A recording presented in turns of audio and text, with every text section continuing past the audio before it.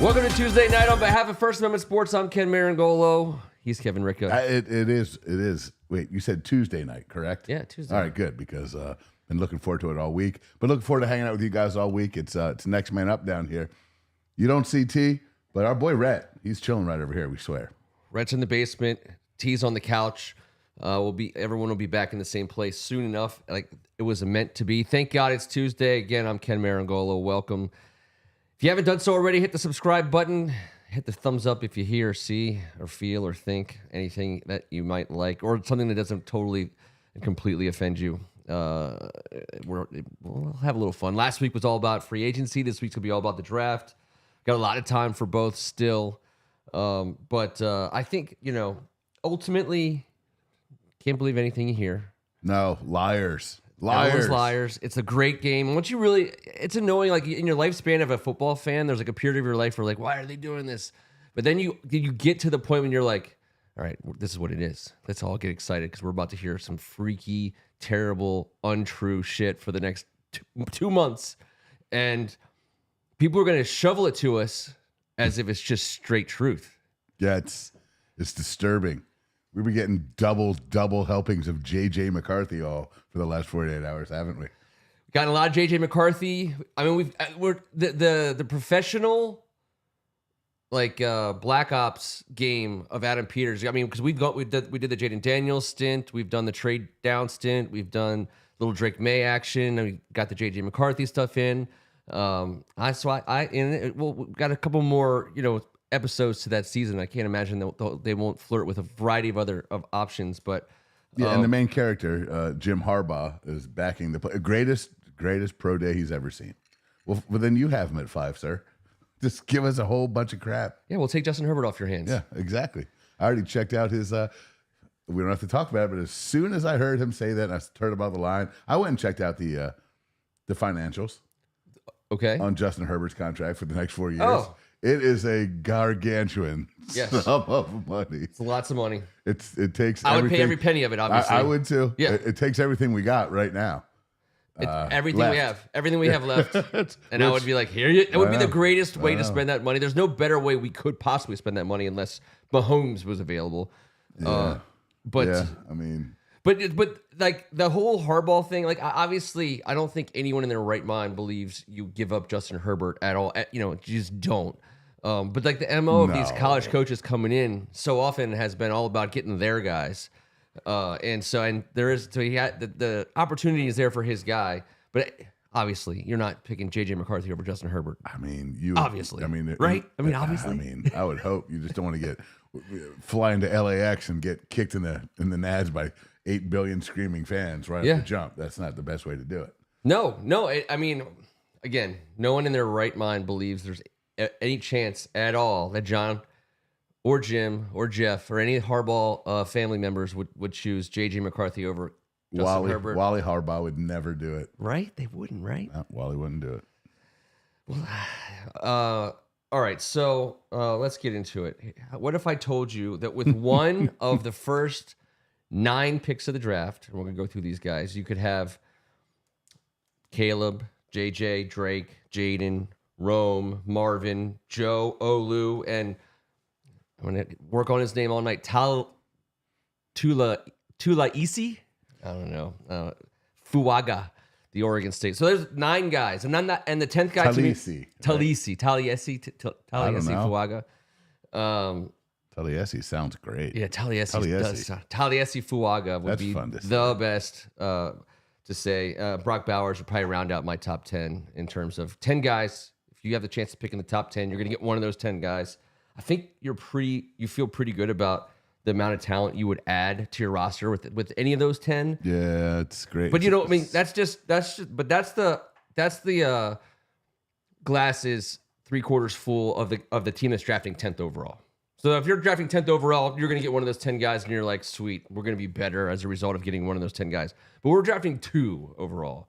So we're really looking to either identify the top 2 guys on this list. Yeah. Or make a move. So I'll ask you that question first. Top 2 guys. Of those 10, top 2 guys. I mean, you know where I stand with Caleb. Of course. And goddamn, As of right now, today, forget about top guys that I've seen. Marvin Harrison Jr. He is the And best other player. I know we need a quarterback. I'm not talking about that. You just want to ask me with the top two guys. Top two guys in the draft. I'm going to say I saw both of them. I've seen both of them, and they're both going to be dominant.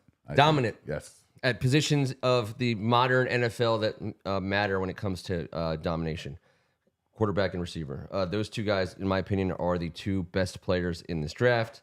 And again, now the road to... I think they absolutely are, actually, now that you said it out loud and I heard you say it. There's no question. They're like, you feel comfortable, suggesting they're all-pro, multiple all-pro type season players with, actual Hall of Fame potential. Like those are as can't miss as you can get almost. I agree. But we have breaking news.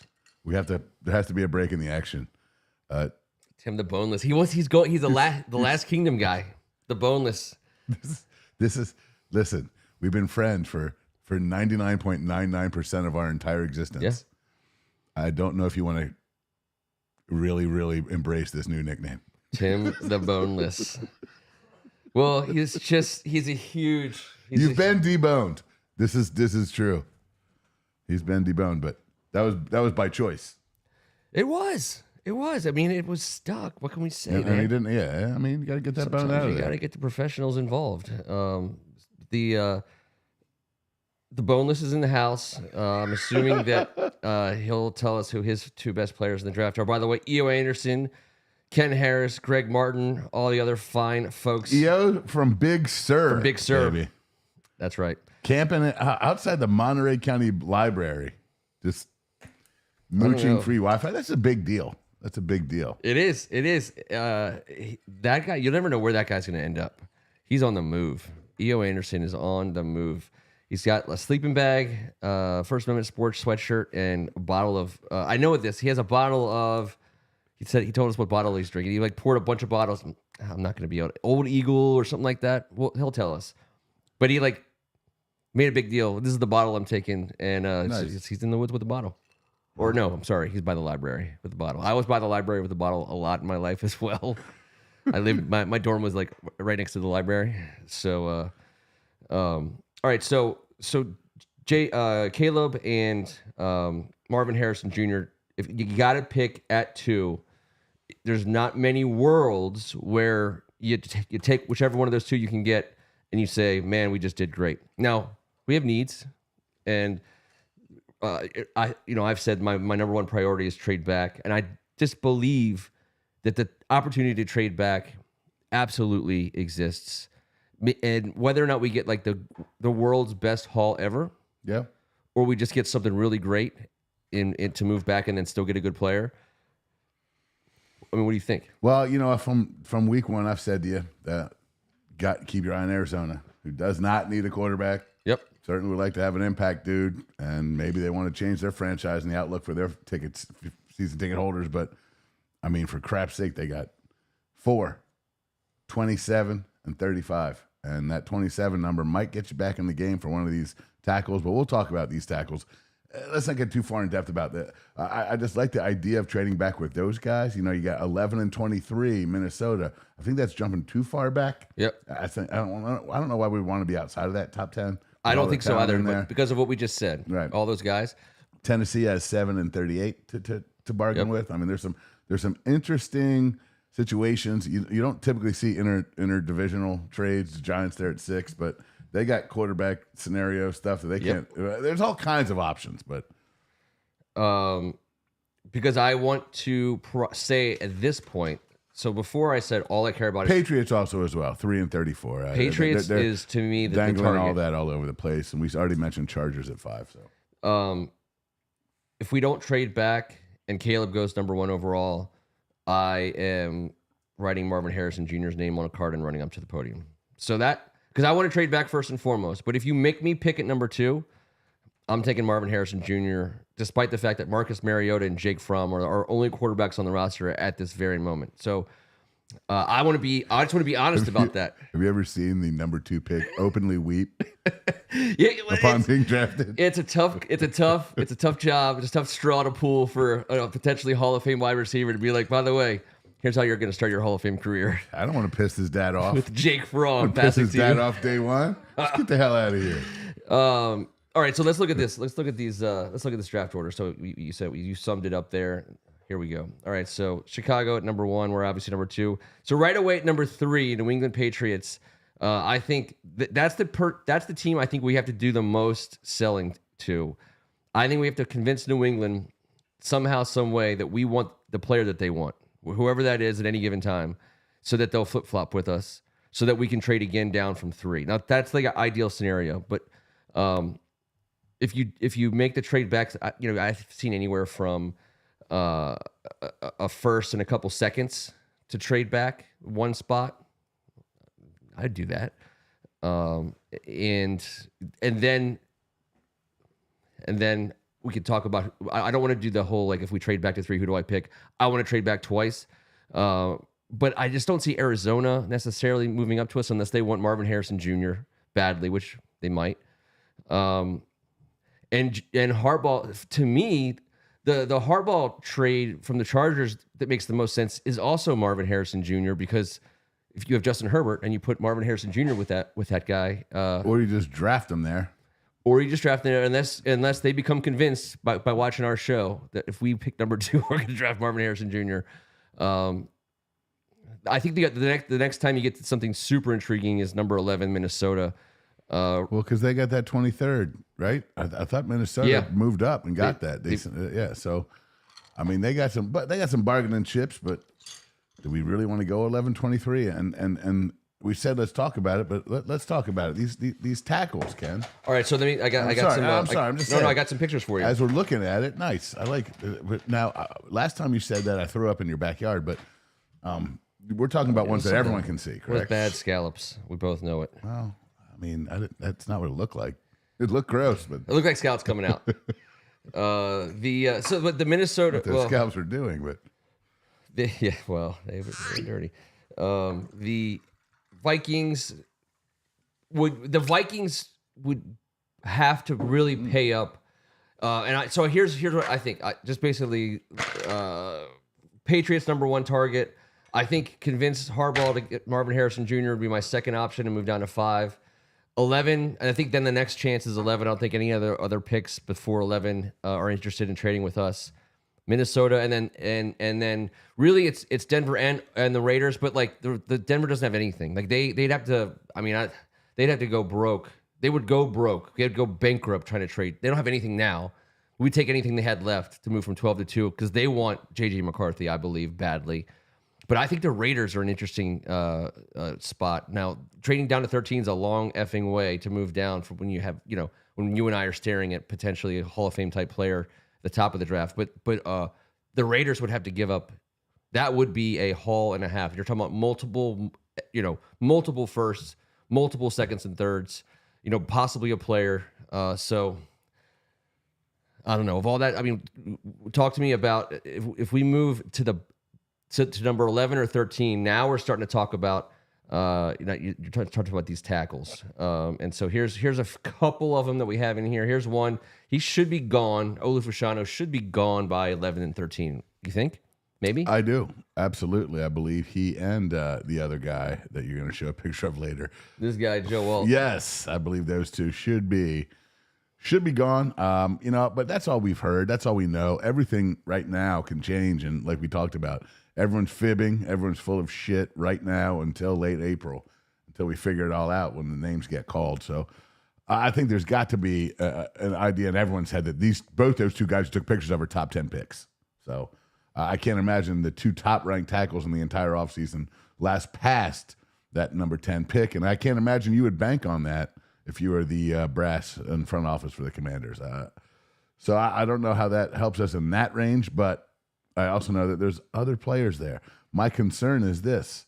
Are we plug and playing this guy at left? Because there's a lot of dudes that don't play left out of these top 10. You hear about this tackle class and how ridiculous it is. Some are playing right tackle. Most. I mean, at least I think Olu. First of all, those two can play Olu left. and Joe. Yep. The next best guard that I keep saying, by the way, Ken Harris. I agree with. The Broncos are desperate. I think that they're somebody you have to you have to talk to, because you never know what kind of foolishness will come out of their mouth. So Greg says if Vikings go up to number 2, we get 11 and 23 in this first round, and then either Justin Jefferson on a long-term deal or their top pick next year. I will tell you this. I think you're basically, you're trading the 2 and 11, right? So we're swapping 2 going down to 11. I don't think 23 and Justin Jefferson is quite enough. I think they'd have to throw in another pick, and certainly not just the number 1 pick next year. That would definitely be multiple picks. But Justin Jefferson, that's a player. That's he's on a Hall of Fame track. Well, yeah, yeah. Would you do that deal? Would you do that deal? I have to look at this and the financials. I can't just blurt out. I don't know enough about it right now, but of course, it sounds exciting. We get 11 and 23, and of course, I would do something in that realm. I don't know what Justin Jefferson is going to cost us, but we have the money for it. But it's going to cost that a means lot. that our quarterback or our left tackle will have to come and at that 11 and 23 pick, unfortunately. Yeah. Figure out quarterback next year, maybe. That's always an option. It is an option. I know. I'm not sure. No one here wants to hear that. You don't want to hear it. I don't want to hear it. T. Strachan does not want to hear that Marcus Mariota comes into the season next year as our starting quarterback. I said it to you, and I'm not advocating for it, but there's a guy named Ryan Tannehill out there who might be available for a 1-year deal. If we're going with the boner killing no quarterback answer in this season, then that's what it's going to be. It's going to be something like that. You're not getting anything of any future value to play quarterback for you this year, and then you just hope they both survive for 16 or 17 games, and then you address it next year. And before we finish off on these tackles, let me just say this: J.C. Latham is kind of my guy. He's just one of the guys that can play both spots. And also Tyler Guyton, J.C. Latham out of Alabama, and Tyler Guyton. Before we get off the tackles, we're not. We guess we have those two guys. So where are you going to get? Where J.C. and Tyler? Where are they coming at for you? 10 to 20. Everyone else has Amarius Mims, Troy Fautanu, Talise Fuaga. Here's my guy, Talise Fuaga. Again, playing right tackle. He's a right tackle. Yep. So he is a right tackle. He has played right tackle. You don't just draft right tackles who are lifelong college right tackles and determine that they're all of a sudden your left tackle in the NFL, where there's only 32 in existence. So I just don't see that. Maybe he can. Maybe he's just out there goofing off, and maybe he's just maybe the quarterback was left-handed when he started. I don't know. Yeah. This doesn't make any sense that some of these guys that like Talise Fuaga, he's going to be a great right tackle for someone. He's just not going to be a great left tackle for us, I don't think, at my first glance. If we draft him, I think you start him at right tackle, and you consider our offensive line solid, except from left guard through right tackle. I'll be happy to put him next to Sam Cosmi on the right side for 10 years if you had that option. But you got a chunk of change of paying Wiley next year. That just debones him. It does debone him. It does, and maybe deglazes him as well. It might deglaze him. All right, so I think if we trade out of the top 10, I'm guessing. Well, of course, there's going to be a couple edge guys. I didn't mention there's 2 or 3 edge guys. You got that kid Dallas from Alabama who's jumping up. You got the kid the UCLA edge rusher. There's a shit ton of edge guys. Yeah, those guys they're going to push for top 10 spots. Obviously, you got a couple corners that might maybe, although it's not a big corner top of the draft. I'm more thinking top 100 than top 10. Sorry. Of course. Dallas Turner and Latu, Jared Verse. Those are some names. Chop Robinson, local boy from Quince Orchard High School. Shout out Gaithersburg. He could be a top guy there. But what we're talking about tonight, I'm essentially talking about our top 100 picks with. You know what I mean? Well, but first, we're going with our first pick right now. Yeah. We're talking about if we have to move around. So we talked about. Here's my point. There's a bunch of edge guys in the top 100, not so much the top 10. There's 1 or 2 top 10 guys. So we're not getting this guy. This guy's gone. He's going number 1 to somebody, and it's not going to be to us because we're not trading up. So let's Caleb, good luck, buddy. He's gonna do just fine. This guy it continues to be a name in the top 2 or 3 spots. Someone seems likely to draft him somewhere between 2 and 4 ish. I don't believe it will be us. I would take Marvin Harrison Jr. over him pretty quickly. But I think that we could make. I think there's teams that love him. I think the Patriots like him a lot, and I don't know who Minnesota likes the best yet, but. You might, if you want Drake May, you might have to play ball with us. Him or really, for that matter, Jaden Daniels. And I think it's so weird. I think that there's more of a chance someone trades up to our spot for Marvin Harrison Jr. or Drake May than Jaden Daniels. And I think that, and I could be just totally wrong, but I think that's so crazy because that's your Heisman winner. That's your mobile, everything, athletic, guy, electric, player. And yet I feel like people would move up for Marvin or Drake before him. Well, I don't believe you or anyone else this time of year, so that's just where I stand. You should believe me. I don't. I think you're lying straight to your teeth. No one talking football right now that's worth a pile of it knows anything. I'm not worth a pile of it. I'm not either. That's what I'm saying. This conversation tonight isn't either, but we're going to do it anyways, aren't we? Yeah, we're doing it. You're damn right. No, but no, I don't disagree with that. I haven't really thought much about it. To be fair, anything that happens does not surprise me this time of year. Anything said doesn't surprise me. I don't. And all of a sudden, this J.J. McCarthy stuff doesn't surprise me. They always try and bring someone up right around now. Get them right in front of you. He's like a 98-year-old guy commenting. He says his video keeps pausing. I believe if you could ask, I don't think anyone else is saying their video is pausing. We get a good feed. I think it's your. I think it's your. It might have paused when you threatened nudity upon everyone. Your Fisher Price. If Mariota starts game one, I'm streaking the field. Quote T. Strachan. Be with me. Yeah. Bring your green hat. See, my video keeps pausing. This show sucks. This is the guy that everybody is talking about today. J.J. McCarthy, and for no good reason. Some random person told some other random person that we love J.J. McCarthy. Look where the ball is right there. So my big problem with him in the he's got a big ass wide looping release. He's got a rifle like Byron Leftwich. Yeah, he has this big. Look at it. Look where that ball is. And I know he's reaching, but he's not. He's not reaching back to throw that deep ball there. That's just his windup, man. Yep. He's got whatever it is. He's going to be a good player, and everyone's falling in love with him. I'm not saying he's not. I haven't taken a deep look at him, but he just didn't. He didn't strike me as dynamic as Jaden Daniels or as much upside as Drake May. That's all. Since I don't believe anything you're saying right now, obviously. I'm a lying sack of shit. I think J.J. McCarthy is going to be a better pro over the next 7 years than either Jaden Daniels or Drake May. Just what a weird statement. What a weird amount of years. These are the things I think about. Like 7 years. 7 years. I'm just trying to make it like into a second contract, establish himself in the league.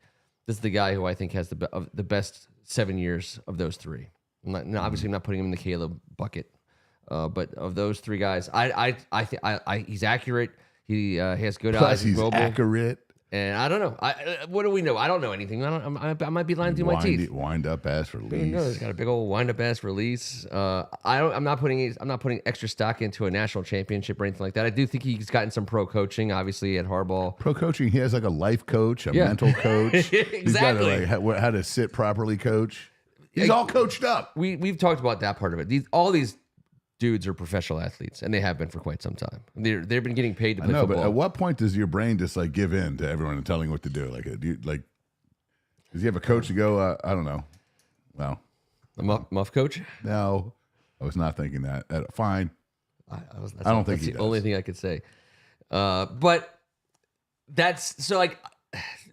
Will that make someone as dumb as me believe that we would take JJ at number 2? Maybe. I mean, people have been taking quarterbacks they shouldn't take in the top 5 of the draft for as long as they've had drafts. So this wouldn't even be top 10 worst top 2 picks.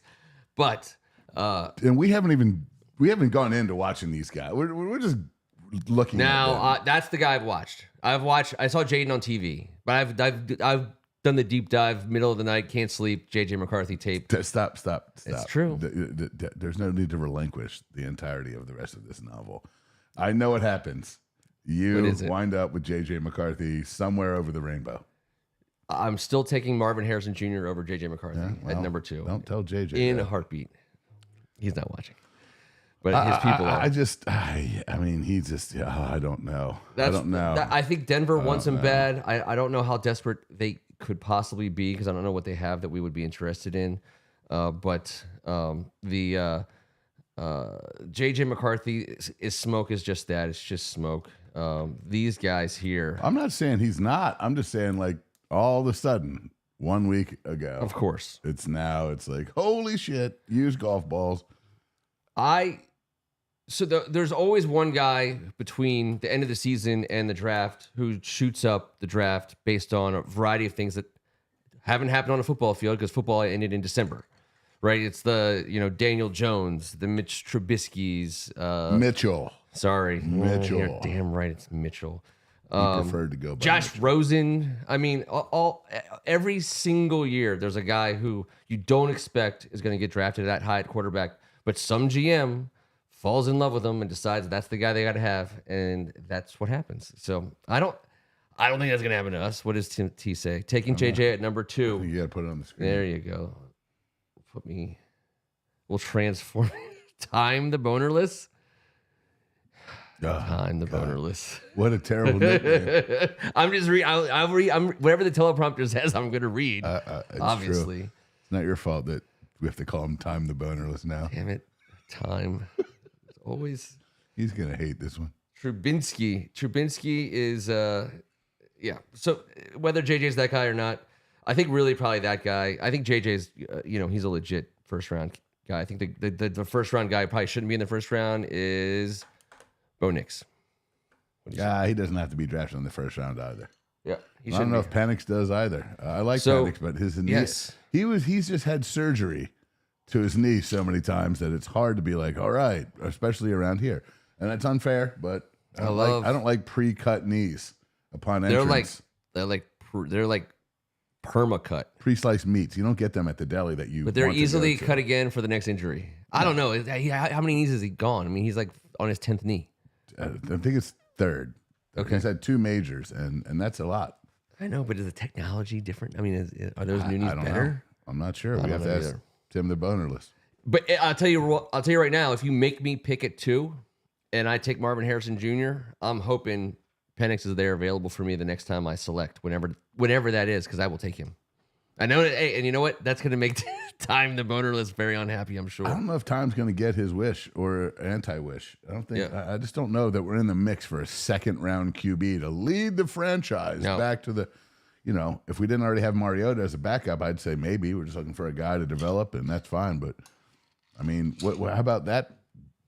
Jake from State Farm, Mariota, and Penix duking it out for the. Come on.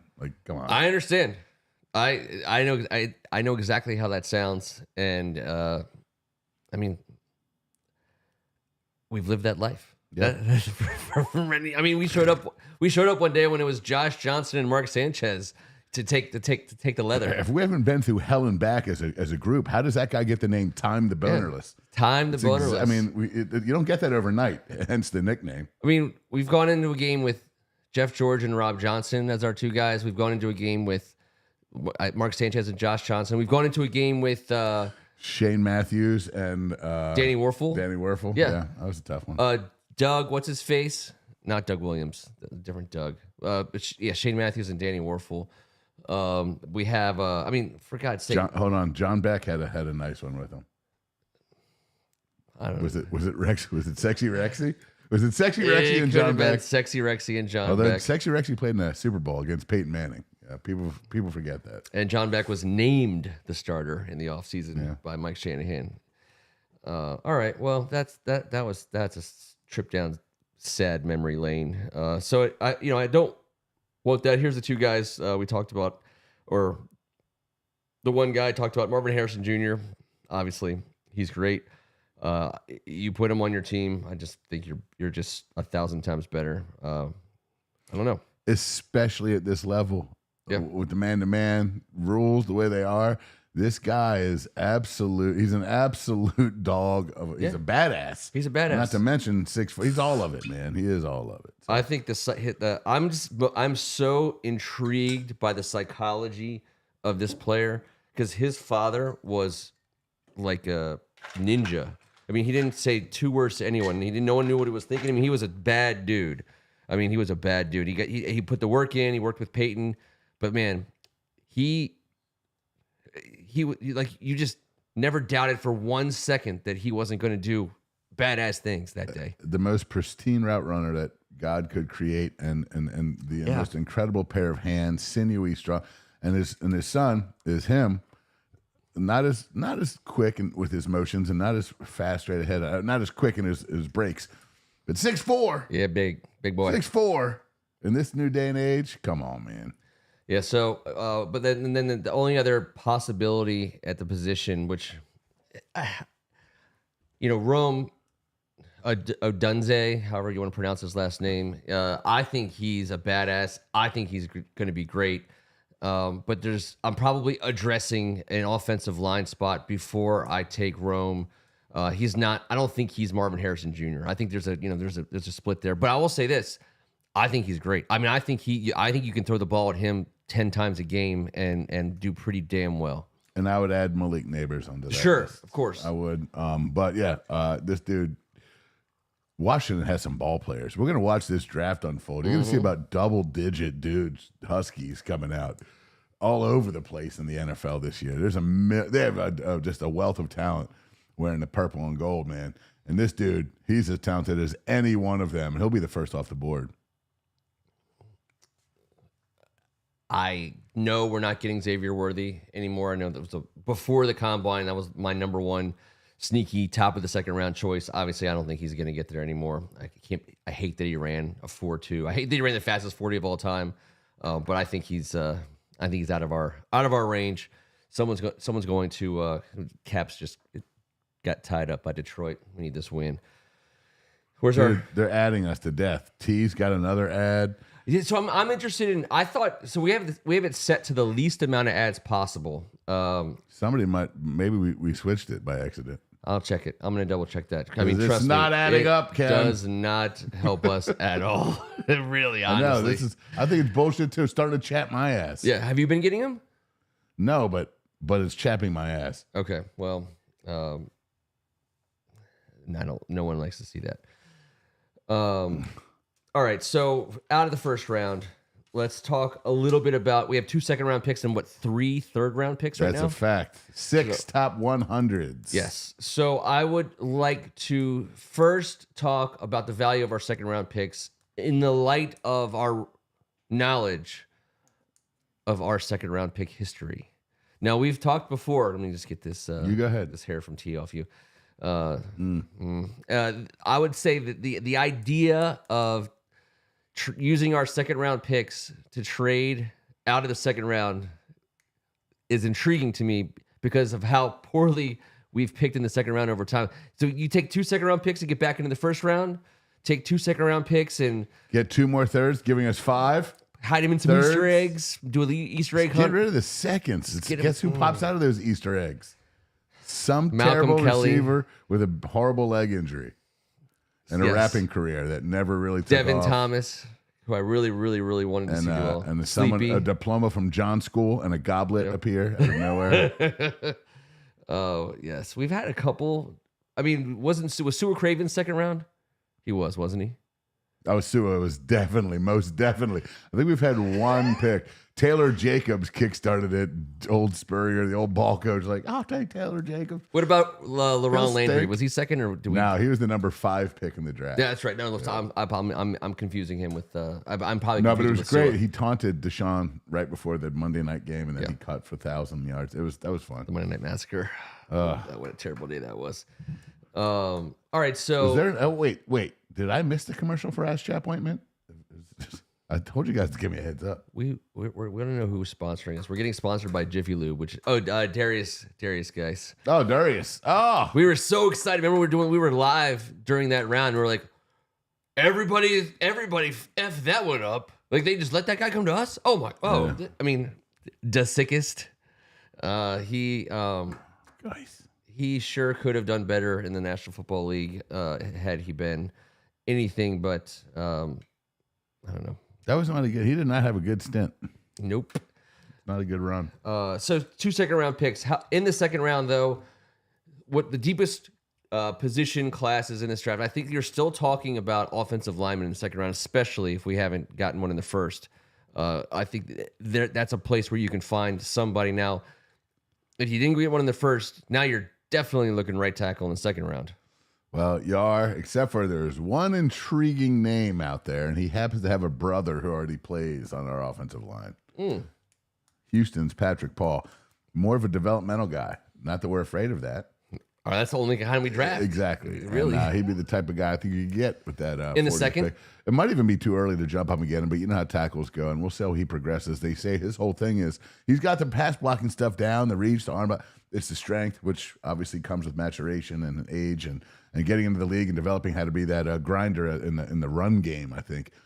Typically, it's way harder to coach a guy who's a grinder in the run game, had to pass protect at that left tackle position in this freakish league than it is to have a guy who's athletic enough to be out there that can get a little beefed up, matured a little bit, and get some dog in him, get some hoss to him. You know what I mean? Yeah. In the weight room, in the dietary scenario, and having a big brother on the team. I don't know if that helps or hurts, but if we're talking about a developmental guy in the second round, that's my Houston's Patrick Paul. Okay. 6'7", 313 type cat. You know, there's some room for beef and improvement in the run game, but. Good evening to you, NES Tecmo and Paul Western. Appreciate seeing you guys here on a Tuesday night as we chop through the draft just a little bit. I mean, I want the tight end position improved through the draft so badly. But really, once you get past Brock Bowers, I mean, there's a couple of guys, and you might end up having to take a stab at him with that number 2 overall pick in the second round to get somebody who you think is going to come in and start for you right away. But there's just no other Brock Bowers in the draft. Obviously. No, but there's some big old dudes. Yeah, there are. I mean, Jatavian Sanders at Texas jumps out right away. Without a doubt. Yeah, you know, another guy that's an athletic freak. If we're talking about explosive, impactful, powerful that's what guys, I want. Yep. I mean, that's what we're talking about. So don't know much about Sinod at Kansas State. Can't say I do. That name's popping up all over the place, but I don't know much about him. I've seen Jatavian. He looks it all. He does, and I think he could potentially be there. I mean, I think that the world is coming around to be there. The idea that if you want I think running backs and tight ends more than anyone else, they're saying, hey, listen, we want your 22 to 26 years. You know, we want you because you're going to be destroyed. The tight ends, they get their midsections obliterated by linebackers every single play. Their midsections get obliterated they're just by getting, linebackers. They're doing this. Watch this. They're going 5 yards on the field and doing this, and then they're just taking gut shots from everybody. Safeties, linebackers. Running backs obviously are running through walls. Those two positions, I think they said those two positions on offense get the biggest beating of anyone. the midsection obliterating biggest beatings. All right, they're just so big. A 6'4", 6'5" guy with his arms in the air. At some point in time, I mean, if Tyler Guyton's there, Ken Harris, I would take him in a heartbeat. Tyler he's Guyton. one of the guys in the second about. round, top of the second round. Oh yeah, 6'8", 3 1/4. That's So this is the other thing we'll be watching. So we'll be watching in the first round. We're gonna be watching the top of it, obviously, to see what the hell we do in terms of do we pick, do we trade, do we do whatever, and then what happens with anything we get as a result of that. But at the same time, we need some corners to pop up into the first round. We need some extra wide receivers to jump up into the first round. We need a linebacker or two to get hot, and we definitely need some defensive linemen to post in the bottom of the first round to push one or two of those offensive linemen to us at number 2 overall in the second round, because that is and with the way the draft is right now, because you get to sleep on it. You know, so there's someone who picks up in front of us. I think it's going to be. You might see us use our 2 second round picks to move into that number 1 pick in the second round to get the guy that we want. Ooh, yeah, that's spicy. All right. Well, and the only reason we are joking about getting rid of the second round picks is because historically they stink. But that has nothing to do with this. Is someone not getting it? It's not a real point. No, I'm just, Oh, Paul Western, I understand. Well, if you were to jump in mid-conversation, we're like, yes, we get it. But we also get that the ghost of Fred Davis still haunts. He still haunts. He definitely still hunts. So I love we'll see who's sitting there. There's been drafts where guys were sitting there at the all night long after the first draft, and the team that's sitting there waiting to pick number 1 in the first round. What do you got? Oh, I don't know that anyone's getting as many ads as T. He got a Hums ad. He did get a Hums ad. Old time. Oh, now it's him. Don't even think about logging off, T. Don't even think about it. You're paying all of the bills, apparently. No one else is getting ads except for you. So why is he including us all? He says they're listening to us and our boner talk. It's your boner talk, T. Right? I wonder, who do I complain to? I don't know, but Make 7. I know who. I know that to Ken at Make 7. I know who you're gonna complain to. So I'm just looking for. I wish it was in person because I miss having you. He's here. done. What do you mean you're done? He's not done. He's not done. The Mike Davis signing, the development of Forbes, and the having of St. Juste makes me less inclined to, unless there's someone I love. Oh, and Jartavius Martin, less inclined to go cornerback in the second round. Well, Jartavius is kind of a nickel special. Yeah. But all the other guys are 1 year piece in their mouths. I don't think we are afraid to overdraft any one of these 1 year deals. I think heading into this draft, we have no fear whatsoever about stockpiling a guy like if there was a Kool-Aid McKinstry available. Oh, but he won't be available. Well, I'm just saying. He might be available at the top of the second round. As everyone's lying at the beginning of this week, he's been dropping for some godforsaken, unforeseen, unknown reason in certain goofy sites. That's it. None of it means a damn thing, but I'm just saying. Something like that. I'm just saying if something falls into our lap, a guy that we have heavily ranked, we're not going to sit there and say, well, we've got 3 guys on 1 year deals at this spot. I don't think we give a shit about that. We can eat that right now to get a guy like that. And if our guy wants him, our guy gets him. The cool part of our draft this year is we go get who we need for the future. Yeah. It's not for right now. It's BPA. All. It's always a BPA situation. Always, wherever we are, it's best player available according to the book of Adam Peters, and I'm okay with that. I love it. I that's why I want to give him more picks. Trade back and give him more picks. But the trading, obviously there's nothing I want to do more than trade back. But I would be a proponent of signing another veteran cornerback. And going the Kansas City Chiefs route. Didn't we? We got the guy from Dallas. We got the guy from Dallas. I know. That's what I'm saying. I would sign another veteran before I would draft a second round cornerback. But that said, we all agree. If Adam Peters says I want that guy and he's available and I will take him, I think we're all going to be like, yeah, good pick. But from a position standpoint, I really want to see the tight end position upgraded, and I really, really, really, really want to see the offensive line. And Zach Ertz is not the upgrade we're talking about. He's just not. No. He's going to be a fine player for us at some level, and I'm sure off the field is good as on, but that's not what we're talking about. We're talking about, can Colt Turner pull something out of his ass this year? Can he pull a magical Texas Christian rabbit out of his cheeks? Because no one else from TCU has done that for us. That's the kind of guy that it is, though. It's the guy you're not sure what you're going to get. That guy hasn't done shit. That'd be an abracadabra. And I love Sam Howell, and I thought Sam Howell threw him some good passes, but I don't know. You can always make the argument that you put a different quarterback in place, and then maybe that tight end does better, but also. The difference between having a frontline elite tight end and not is we've been on the wrong side of that line for a long time. And there's probably a half a dozen of those guys in the league, so a lot of teams have been as well. Yep. At one time. Yep. During 1 year. I mean, and those guys are all badasses. Yeah, they're badasses. Their offense, and they're all part of great offense. That's not shocking. If you look at the top 5 or 6 tight ends, look at their offenses. They're extremely productive, typically similar top 10 type scenario. So, having that guy it's not just a toy. It's part of an offensive assault. Yep. And I think Andy Reid has proven that to the world. So has Kyle Shanahan. It's pretty cool when the 2 smartest offensive minds out there are using the 2 guys at that position to the fullest of their capabilities. Yeah, let's do something like that. Yep. Let's do it because they were doing a similar thing in San Fran, and Peters knows that. So. And it's right on the screen there. It's the year 180. We don't change the calendar. By the way, we're going to have a debate. There'll be a segment on a very soon upcoming show on when we change the date. It's not according to Greg Martin. He thinks we're already in like a different year. I don't know. What's get your own calendar, Greg. Yeah, come on, man. Like, grow up.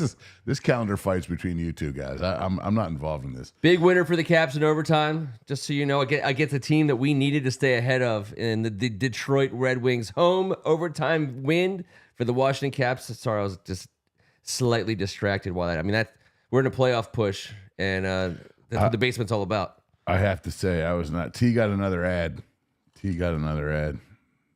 What are we gonna do? I love Paul Western. Paul Western says hasn't gotten one single ad yet. God, maybe he traded them all to T. He's being targeted. Maybe he traded them all to T for an incredible draft pick to be named later. No one buys more shit online apparently than T Strachan, and guess who knows that?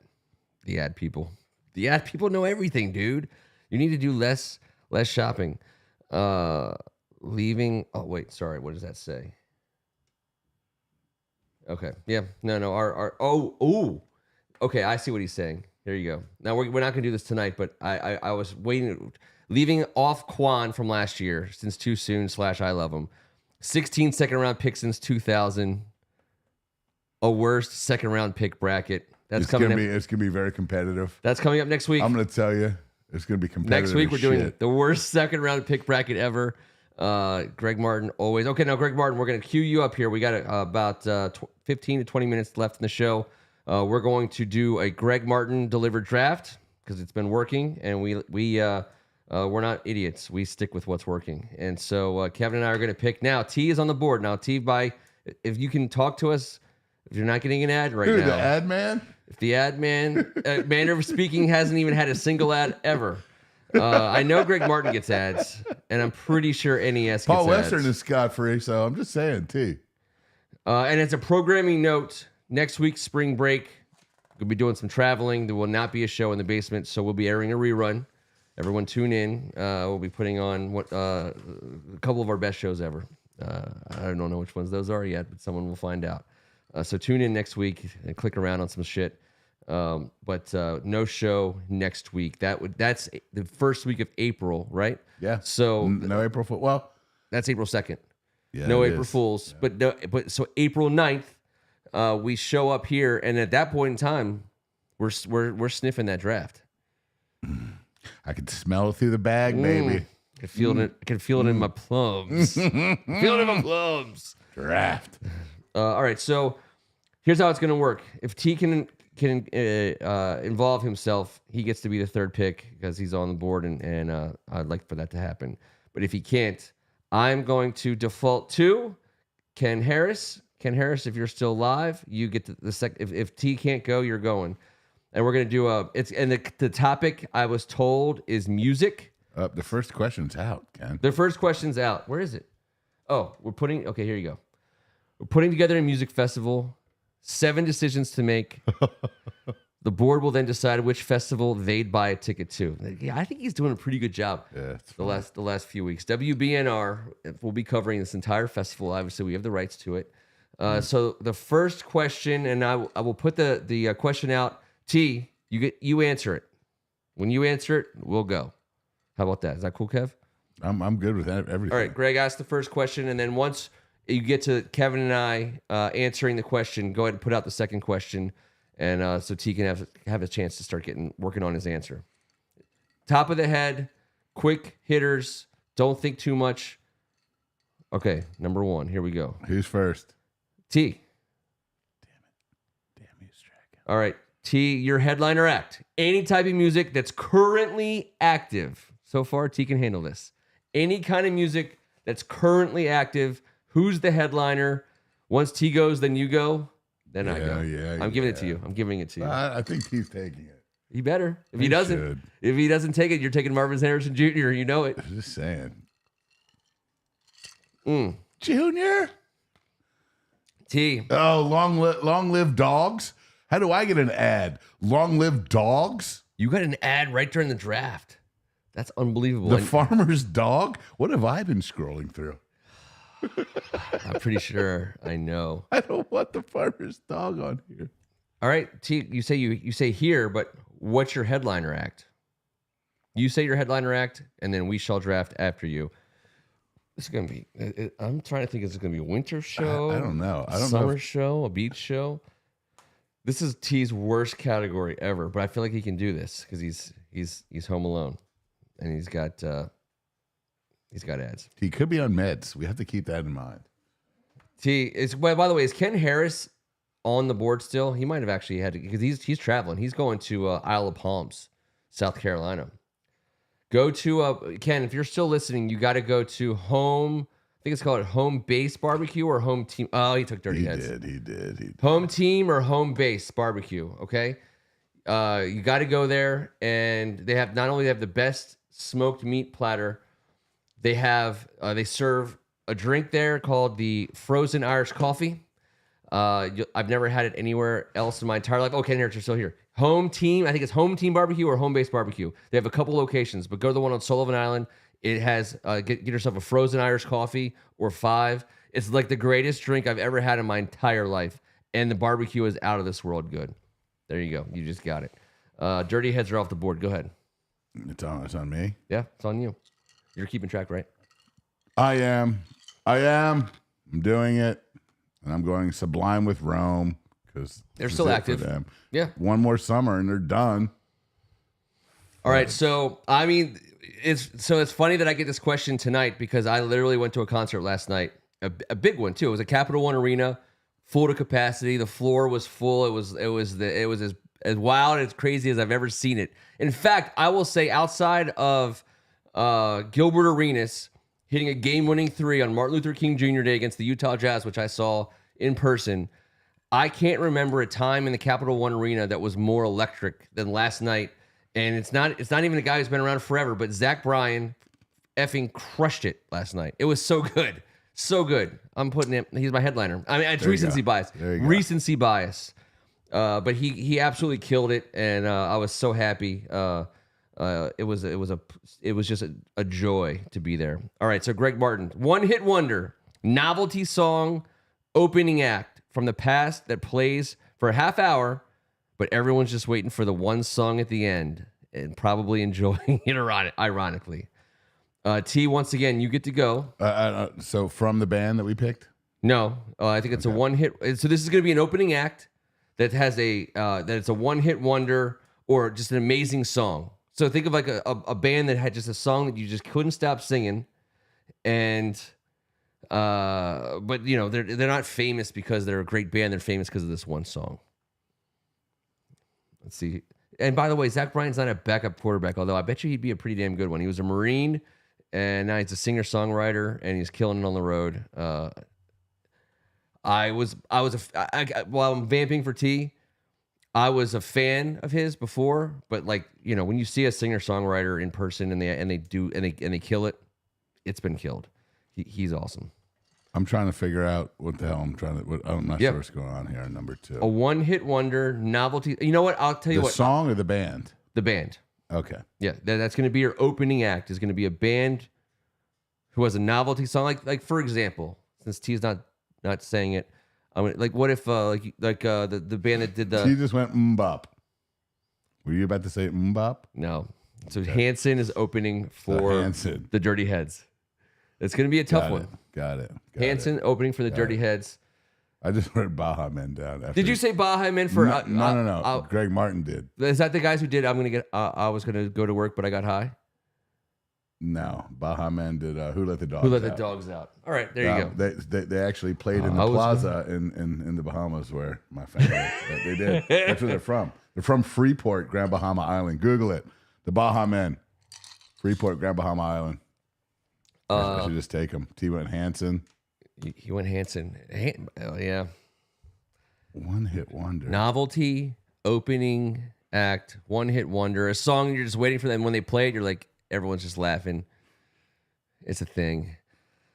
Afro Man's because I got high, right? Yeah, that's that. Right. Afro Man. That's the one I was thinking. All right, one-hit wonder. Oh man, I was just shit. I know this is a tough. One-hit wonders are hard. I don't even like this damn song. And it's from the past, so that's why. So it could be, you can dig deep. I mean, obviously there's a couple of big time songs you never heard from that band ever again. You can go that route. I mean, I know. I just can't get this dumbass song out of my head. I have to just say it. Okay, go ahead. I mean, no one wants to go to this anymore. Everyone hates my music. It's Sinead O'Connor, Nothing Compares to You. It's the only one-hit wonder song. She can play whatever the hell she wants for half an hour. I want to hear that one. Yeah, okay. All right. God damn. How do I answer Sinead O'Connor? Have I been drinking Irish whiskey? Fair. You have been drinking Irish whiskey. Wait a second. That has been happening. Nothing compares to you, Irish whiskey. Paul Western is Ken, you're on the clock, sir. I know, but he just took. I literally was thinking about Aha, Take on Me, but Greg Martin said it, and I feel like I can't pick that.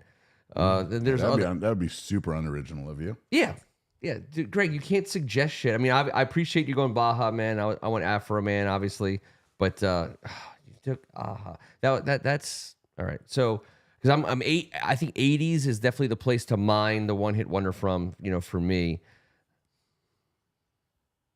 Mine it from the vein, sir. I'm gonna mine it. Let's see. So who's my I got Zach Bryan already on there, so maybe I want to stay kind of like soul. I want to stay country. I want to stay, singer-songwriter.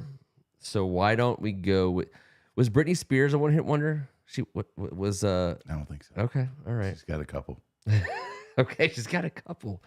How about... See, one-hit wonder's tough because you don't want to say something douchey, but typically the one-hit wonder genre is douchey, even though we love it. I'm going Don McLean, American Pie. I don't know a single other Don McLean song. Do you? No, I don't. All right, so he's ending his. Okay, so we got Don McLean opening for. That's a tough question. Tough one. All right, that's a tough one. You don't want to just give a shitty ass answer. No, I took too much. I took too long. But I did. But I took too much long. Too much long, and I would have taken Aha, Take on Me, because it came to mind immediately. Aha has nothing else out there in the pipeline. I don't know anything else by Damn Aha. It. I know. I don't either. All right, what's number 3? Oh, wait. Okay, yeah, 3 meat platter. Ken Harris has been there. He knows. Yeah. Hopefully you've had the frozen Irish coffee. As I've told Kevin before, I mean, professional bartenders, who I respect a great deal, have been trying for like the last 3 years to recreate this drink. I have not. And it is so, and every way they make it is great. But there's something about the frozen Irish coffee at home-based barbecue in South Carolina. There's a roofie in it. What did you do afterwards? They say there's over 30 ingredients, and they don't tell you what there are. 30 different kinds of roofies.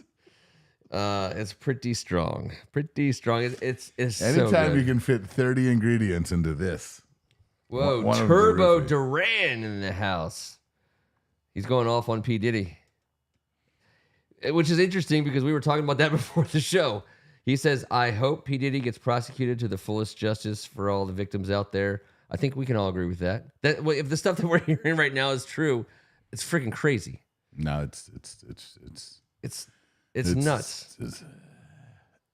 So I'm up next. Co-headliner must be different musical genre than your headliner. So T went Mumford & Sons, but I got to tell you, that's pretty effing close in terms of general genre. But with Hanson? No, with Dirty Heads. Yeah, but I'm going to give it to him. No, it's not this. It's nowhere near Dirty Heads. I'm going to give it to him. But a I know what you're co-headliner. saying. It's not like an opposite, but it's not the same. It's up to My you. Co-headliner. Who have I been banging on lately? Come on. All right. I'm gonna give it up here. Dua Lipa is coming. Oh, she's coming out there. Okay.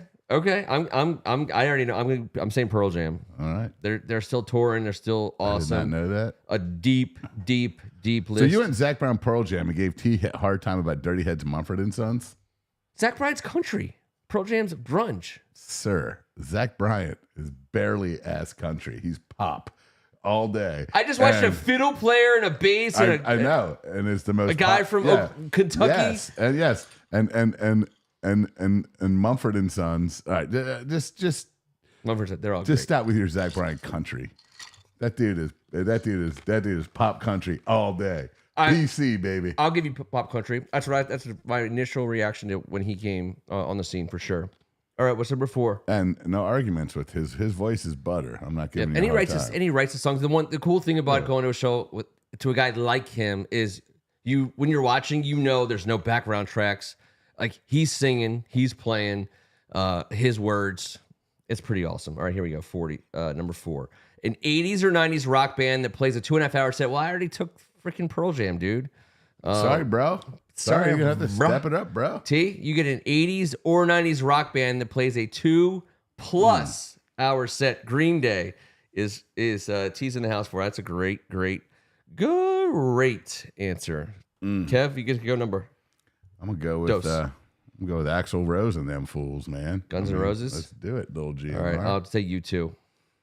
I'm in the gate with U2. I don't want to. I want to keep I took too much time for Don McLean, so I could sense the board was lagging. All right, so we're on number 5. So I'm gonna have to pay for my Dua Lipa and Sinead O'Connor back to back. Give me your concert again. Now. Give me your festival. My second round pick was Sinead O'Connor.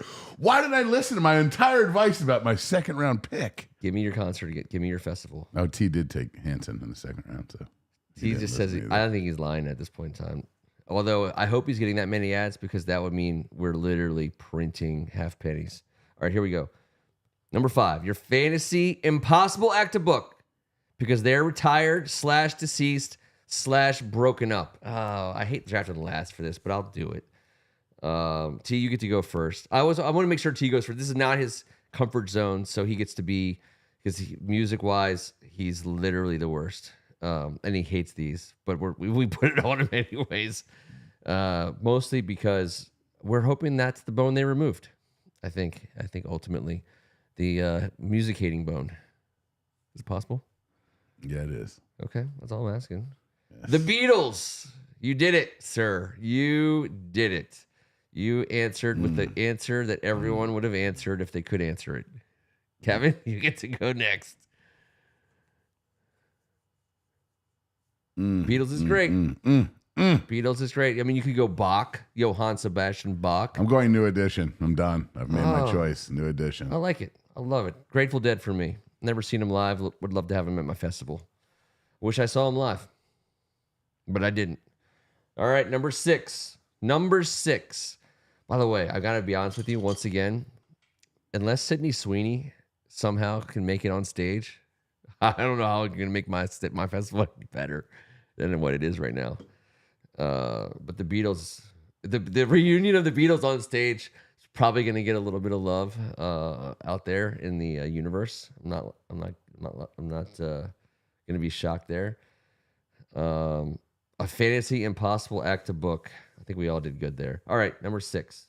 Okay, a comedian / personality / famous person to be the host of your music festival. This is a great question. T, you get to go first. I mean, F U T. Yeah. Then I'm taking Eddie Murphy. Wait, he hasn't taken anyone yet. Yeah, he took Dave Chappelle. Oh, yeah, Dave Chappelle. All right. Shit. So Dave Chappelle and Eddie Murphy are taken? Gone. Damn. That happened pretty fast. Happened pretty fast. Wait, Greg, you're saying here's my chance. I gotta beg you. My chance for what's this my chance for? Give me a hint. Don't tell me what it is. Don't tell me what you're thinking, but give me a hint of what you're thinking. You don't want to hear the answer. I want to hear the answer to this one because I feel like he's thinking it should be Sydney Sweeney, but I'm not. I'm not putting Sydney Sweeney in the situation that she can't win at. Or can she? Hold on, Ken didn't go yet. Sydney Sweeney, is that who you took? We knew it was going to be the name of the festival. I haven't picked Sydney Sweeney. I was just saying if that's who he thought I was going to take. But I mean, putting her up on stage, I want someone to be up there performing. I'm going to go with a. So I'm gonna go with a deep cut. I feel like I did U2, Pearl Jam, Grateful Dead. I feel like Zach Bryan. I feel like I have the opportunity. I bought the chance to take a deep cut here. There's a guy out there who's he's been on the circuit for 10 years. He's a comedian from Canada. His name is Phil Hanley. He is the master of crowd work. If anyone on the board has seen this guy, please tell me that you have. I think he's great. Phil Handley. He's a master. Hanley. He's got great hands. Hanley. He would be the guy that I want to be on stage with me. And you know what? Just because Bonerfest is what it is. It's Bonerfest. That's what he's calling it. You knew it was. You knew it was going to happen. I didn't. You were pretty sure. I was completely unaware. All right, so Bonerfest 2024, hosted by T. Strachan, the Bonerless. This is like the irony of the ages. The irony. But are you even allowed in? I hope I'm not allowed in. Yeah, you'll be allowed in. I hope so. I think Sydney Sweeney is going to be there, but I want Phil Hanley working the crowd. If anyone wants to, I'm buying you time. If anybody wants a little bit of, just type his name in, Phil Hanley, crowd work, and go down the rabbit hole. He's been touring the world for the last 10 years, just lighting up rooms. It's impressive. There's not a lot of guys out there like him. Muffapalooza has been suggested by Manner of Speaking. I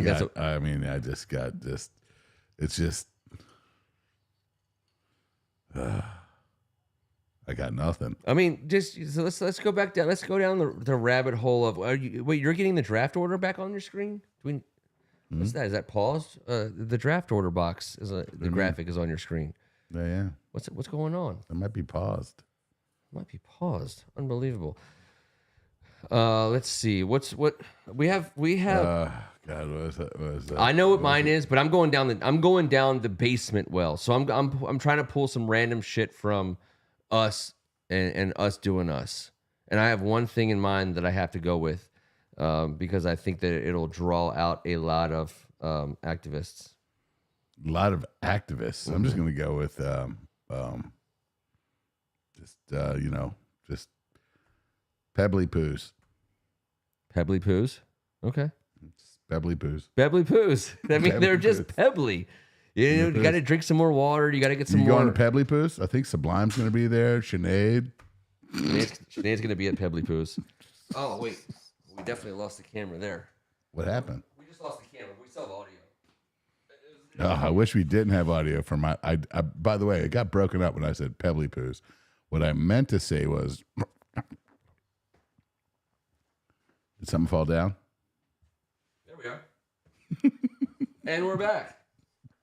This is hopefully T got an ad during that time. Did you guys hear my amazing thingy? No, they heard Pebbly Poos. They heard Pebbly Poos. Pebbly Poos, and the name of my festival is A Boob is a Life. The Aboob is a Life festival. I'd like to change mine to another ad for tea. Yes, another ad for tea. Another ad for tea. Another ad for tea. Make him pay for it. And a boob's a life. And a boob is a life. All right, so let's go down the list. The people who are on the board right now, we should have about, I don't know, looks like maybe 3 or 4. I was going to do, I would walk 500 miles, but I couldn't think of it. The Pretender. What's their name? The Proclaimers. The Proclaimers. Shit. Metallica, obviously. Chappelle or Sydney Sweeney in Muffest. Yeah. All right, so let's go down the list. Give me T's Festival. You have to say that like it's normal. TV's Festival. T gets the Dirty Heads, followed by Bop, played by Hanson after a half an hour of bullshit. Mumford and Sons, Green Day, The Beatles with Dave Chappelle. That's a good one. Come to so here. That's Bonerfest. That's Bonerfest. The Pebbly Poos / another ad for T. The headlining act is. So for another poo for T, there's Sublime with Rome. Sublime with Rome, which is a great. Then a half an hour of a bald Irish woman hurling obscenities at the crowd, and no one can understand her English. It's fine because nothing compares to you. Mm-hmm. You getting that? Dua Lipa, I'm not sure. I've been with my daughter all day. She's on spring break. Guns N' Roses, I'm not ashamed of. You're fine. New Edition, neither. And Eddie Murphy, of course. So the another Pebbly Poo for T tour ad, another Pebbly Poo ad T tour. People are going to have fun at that show. They don't know what's going to happen, but they're going to have fun. All right, so A Boob is a Life, where you can donate to. Yeah, it's true, Ken. A Boob is a Life, and everybody understands the fight and the mission. And on this day, who's leading us off? Who's headline? Who's the opening act? That's number 2, right? Who's opening the whole thing for us? For you? Yeah.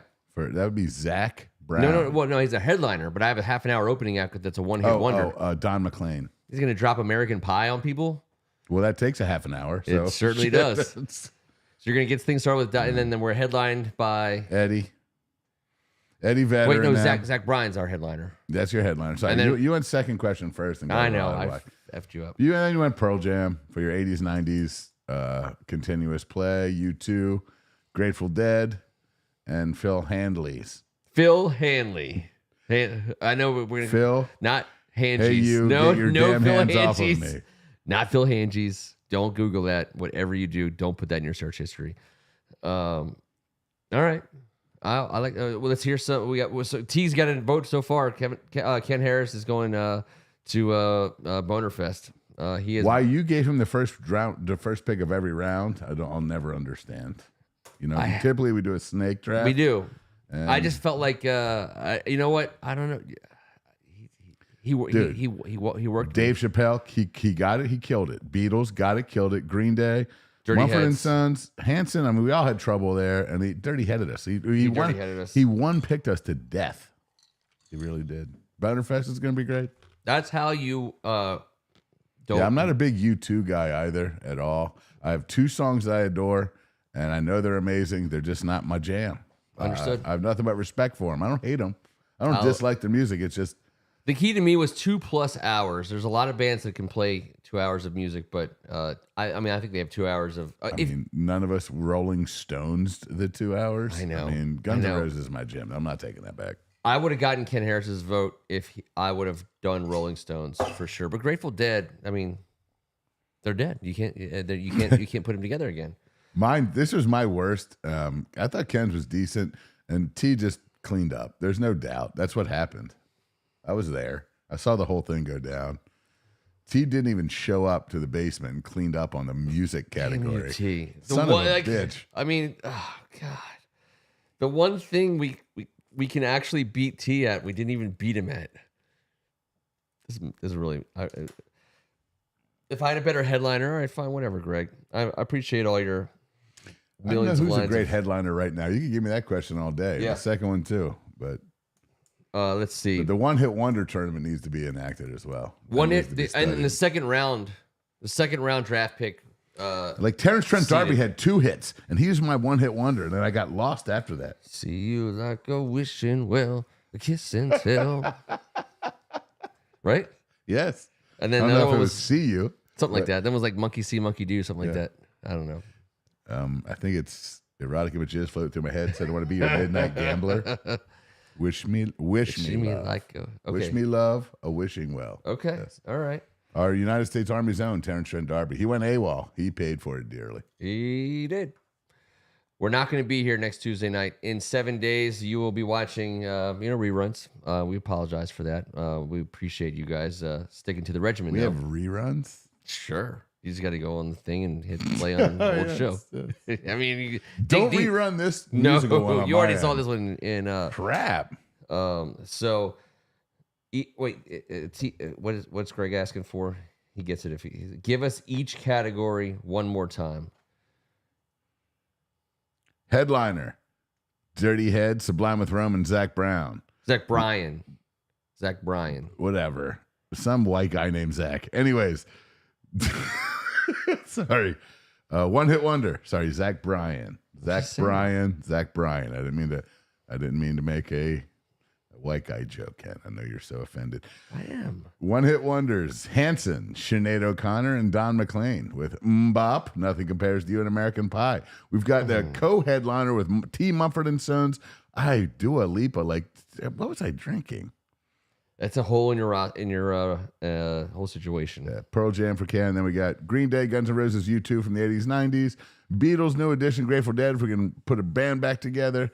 Dave Chappelle, Eddie Murphy, and Phil Hands All Over Me for Ken. And then we had, I don't even want to yell the rest of this stuff.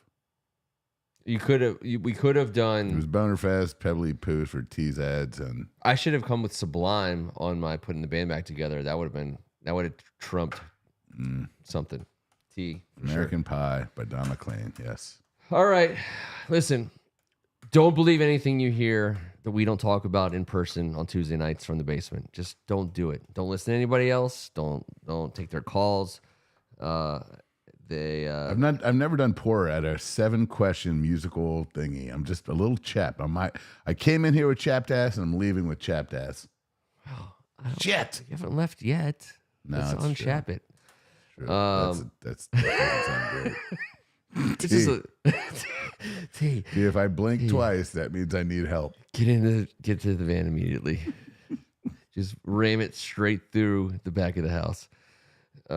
These are fun. I wish I did better. We will see you in 2 weeks. April 9th on a Tuesday night win. It will be once again the three of us, the three amigos, riding strong. 1 week closer to the draft. We don't call ourselves that. We've never said that before, but I liked it. Riding strong. I don't know. I just saw Three Amigos the other day. So Right. Wait, what day is the draft? April 20-something. Yeah, 20-something. Yeah, it's pretty damn close. All right, so we'll go until we'll go until they actually make the pick. I don't know what our draft schedule will be. I never do. My goal, just to throw it out there, would be to be doing a live show on Friday night for the second round when we have 2 picks. Now, I don't know if that works for everybody. Maybe it doesn't. Maybe we can, maybe we can't. Those are fun nights. And we get to talk about a lot of stuff. A lot of stuff's going on. Thursday the 25th through Saturday the 27th. So Friday the 26th would be the second round. That would be a fun night to chill. Watching the draft. Didn't we just tell everyone how our second round should be traded away? I know. That's why I think we need to do it together. All right. You know, like therapy style. Shit faced and hold hands. Yes. Well, I mean like all of us. This is getting weird. Buena Pascua. Buena Pascua. Appreciate all you guys. You nailed that translation, by the way. You're like Rosetta Stone. Both of our names end in vowels, and neither of us can say a word that's not Heartland all day. Hold on. Thank you guys so much for hanging out with us. At least I know not to try. He's Tim Strachan. He's on the board tonight, and he's coming back. The musical champion of Tuesday evening. He just won the Oscar for best musical performance on a Tuesday night. Thanks, Greg. That's cool. It's fun, man. Really bothersome. I bring this shit to my family, and they don't appreciate it half as much as we do, but we love it. We're gonna do my family does too. We're teasing a food one. We got a 7-round food draft coming, and here's what I'd like to do. I'd like to lead the show off with it. Right. Let's lead the show off with the food draft, and then work go. into the stories of the day. So that's what we're gonna do on April 9th. Yeah, you should eat first, and then have your cocktails. Thank you. He's Kevin Ricca. Hey, that was awesome. Thank you guys so much. Greg Martin, very cool. Appreciate everyone jumping in here, man. Certainly makes Tuesday fun as hell. Thank you guys for always doing that. I'm Ken Meringolo. Thank God it's Tuesday. We will see you guys next week. Till the next video, we love you guys. See ya. We're still live.